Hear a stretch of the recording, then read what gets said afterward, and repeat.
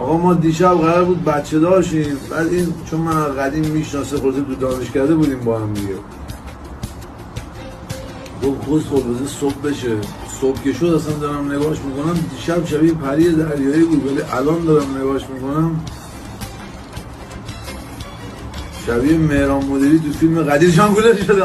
شوخی میکنم بابا، همون پری دریایی هستی. احتمال داری بچه دلفین ما بیاریم بچه ها کنیم. بشینم یه استوری بذار، میگه نمیذارم.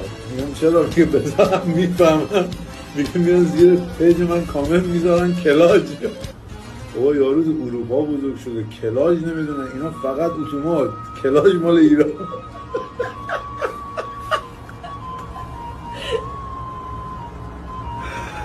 حال میکنی دیگه، من کس میگم تو اینجا داری حال میکنی دیگه. آقا منو جاگیر منو